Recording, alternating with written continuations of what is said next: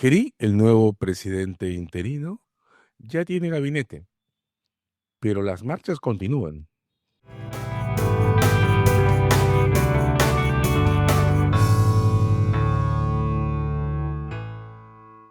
Hasta el día de ayer, la noticia era la presencia de Gerí como interino a consecuencia de la caída de Boluarte. Sigue siendo una noticia porque el señor Gerí llega a la presidencia de la República en este interinato sin coalición alguna de soporte. El procedimiento seguido o la historia de la destitución de Boluarte en la presidencia, contada como lo ha sido por Rosa María Palacios el domingo pasado en las páginas de la República, indica que la que hasta ahora ha sido la coalición en el gobierno podría haberse fracturado irremediablemente. En el relato de Rosa María Palacios, en su reconstrucción de las cosas, dos de las agrupaciones que le habían venido dando soporte a Boluarte, Podemos y Renovación, habrían lanzado la idea de vacancia con el único propósito de romper la coalición y provocar una defensa en público de la hasta hace poco presidenta a cargo de Acción Popular, Avanza y Fuerza Popular. Según su relato, estas tres agrupaciones reaccionaron a la provocación en sentido inverso, cruzando rápidamente la ruta hacia la vacancia, con lo que el destino de Boluarte quedó completamente definido, pero la coalición herida. Nótese que en estos días en los que la atención ha estado concentrada en la formación del gabinete, no ha habido ninguna señal que permita confirmar que el resultado de las varias veces frustrada convocatoria de Gerí a personalidades para el gobierno haya tenido algún soporte, ni en Alianza para el Progreso, ni en Fuerza Popular. La propia llegada del señor Álvarez al premierato permite especular sobre alguna aproximación del señor Gerí con el PPC, que por cierto tiene su propia candidatura a la presidencia, el señor Quiabra, que rápidamente ha pasado a respaldar en público mensajes a redes sociales al señor Gerí. La incertidumbre sigue siendo cuál es el papel que va a cumplir en esta suerte de reacomodo transitorio, si es que es realmente un reacomodo, la señora Patricia Lee, la mandamás, la controladora de lo que queda de Somos Perú, ahora una franquicia, en su día una organización que a finales de los 90 lanzaron los Andrade en el crecimiento de su propuesta política de la alcaldía al intento de llegar al gobierno. Patricia Lee, a estar por sus antecedentes, ha buscado y no ha tenido hasta este momento una visibilidad política que le dé realce. El intento por ocupar o no es una incertidumbre, una incógnita por despejar una posición de influencia en este gobierno, podría darle esa visibilidad que le ha sido esquiva, o podría, esperemos que esto no pase, volverla a poner al frente de los tribunales de justicia, en los que ya ha ganado una condena que para este momento ha cumplido. En cualquier caso, la instalación del gobierno del señor Gerí se produce en medio de un clima marcado por una incertidumbre que esta vez atraviesa incluso la sostenibilidad de la coalición que respaldó hasta hace poco a Dina Boluarte. No perder de vista que es la tercera vacancia desde que comenzó este ciclo en el 2016 y que este Parlamento, el último, él solo, ha sido protagonista de las dos últimas vacancias. Si miramos ese procedimiento, el que ahora se ha impuesto como forma de destituir presidentes, sin lamentar desde aquí ninguno de los tres resultados, es posible, sin embargo, notar características y diferencias. El procedimiento de vacancia, que hasta el caso Vizcarra solo se había usado para certificar las consecuencias de la fuga de Alberto Fujimori a finales del año 2000, ha terminado configurándose a sí mismo como un procedimiento de simple capricho. Se resuelve por votos. En el caso de Castillo quedó en evidencia que el Congreso ni siquiera requiere contar con el número completo de votos que el reglamento le autoimpuso para vacancias precipitadas, express o aceleradas. No hay en este procedimiento, nos guste o no, ningún control sobre las causales. Vizcarra, repito, en este espacio no lamentamos que haya perdido el gobierno, fue destituido usando como referencia crímenes bajo investigación producidos mientras fue gobernador regional de Moquegua, no por los actos de su presidencia que estaban en debate, el caso Richard Swin, por ejemplo, en el caso Castillo, el tema principal de la aceleración de su destitución fue el intento de golpe de Estado, no los casos sobre corrupción que estaban cercando su gestión. Y en el caso de la señora Boluarte, el Congreso parece ni siquiera haberse molestado en ensamblar una narrativa mínima que explique la destitución. Dina Boluarte ha sido emplazada por las muertes derivadas de las protestas que comenzaron en diciembre del 22. Ha sido emplazada por la aceptación de obsequios de un gobernador regional, el caso de los Rolex. Ha sido emplazada por las cirugías plásticas que se hizo sin registrar, que estaba temporalmente inhabilitada durante los periodos de descanso. Tiene investigaciones por el manejo de fondos acopiados para Perú Libre. Está el caso del Club Apurímac, archivado apresuradamente para habilitar su presidencia, pero por ninguno de estos asuntos ha sido destituida. Ha sido destituida en un procedimiento que suena más a un apresurado acomodo o reacomodo de posiciones políticas definido en perspectiva a generar imágenes de independencia política de cara a las elecciones, no por nada en particular. Este tipo de procedimientos han mostrado, además de no tener causales de control, además de no tener contrapesos de ningún tipo, poderse desarrollar sin siquiera contar con precisión los votos que lo respaldan y sin darle uso de la palabra o citarla con alguna antelación de vida para que pueda ejercer su defensa. El procedimiento ha venido siendo tolerado por el Tribunal Constitucional y configurándose con estas características. No es entonces un procedimiento estable, pero además genera un desbalance fundamental.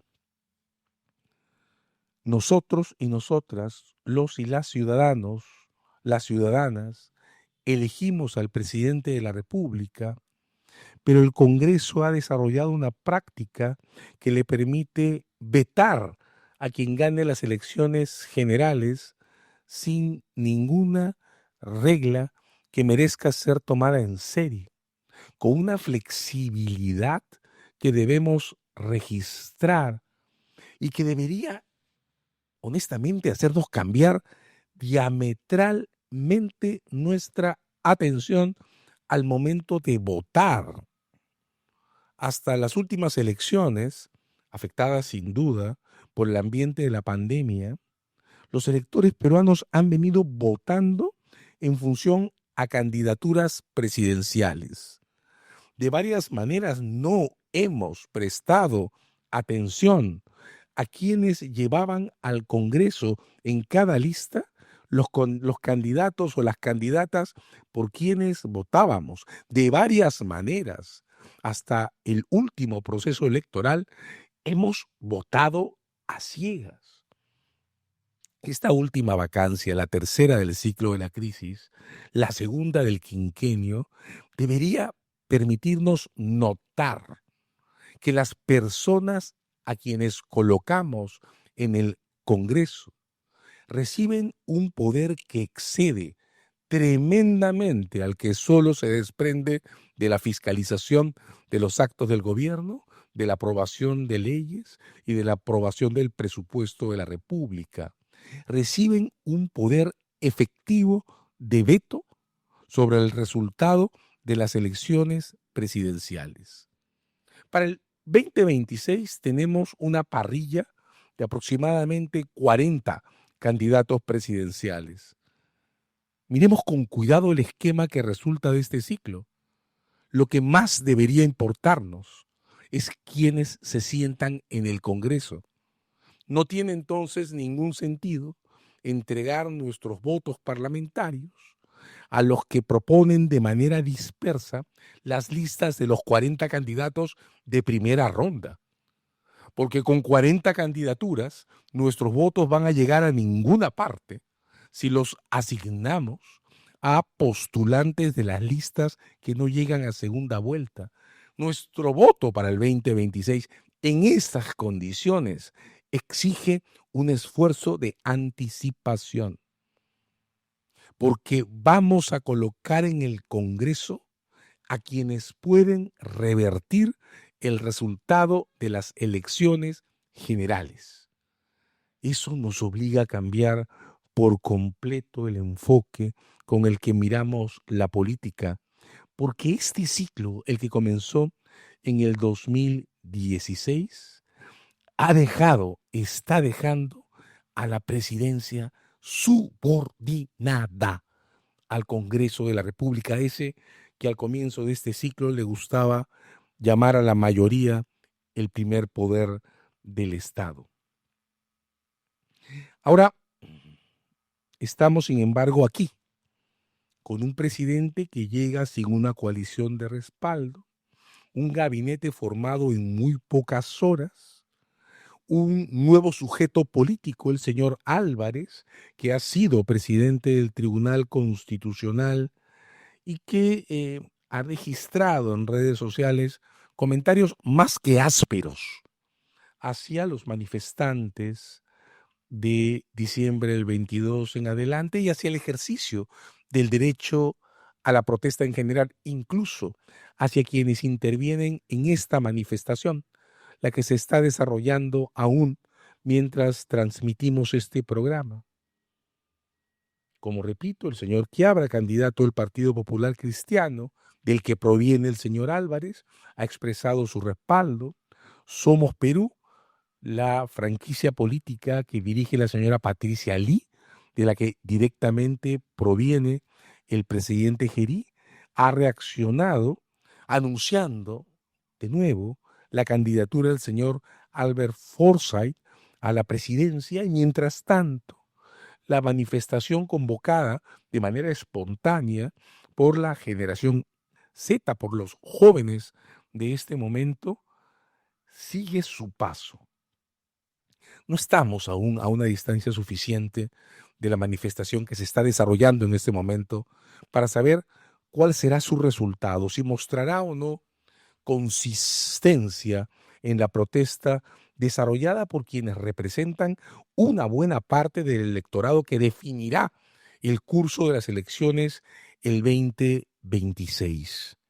No sabemos tampoco cuál será la reacción del propio Congreso ante el gobierno que ahora se instala.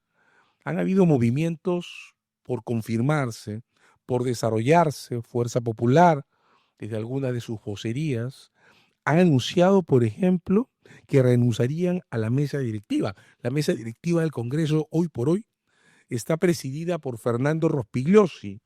De modo que si el gobierno del señor Gerí no se consolida,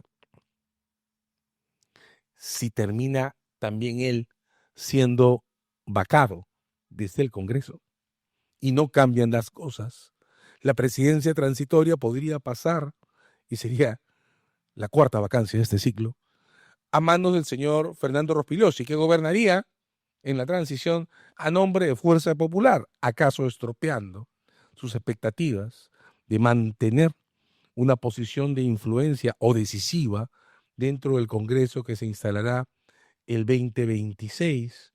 Este movimiento producirá un cambio en la conformación de la mesa directiva, producirá un cambio en la elección o la mantención de la presidencia del Congreso, aún no lo sabemos.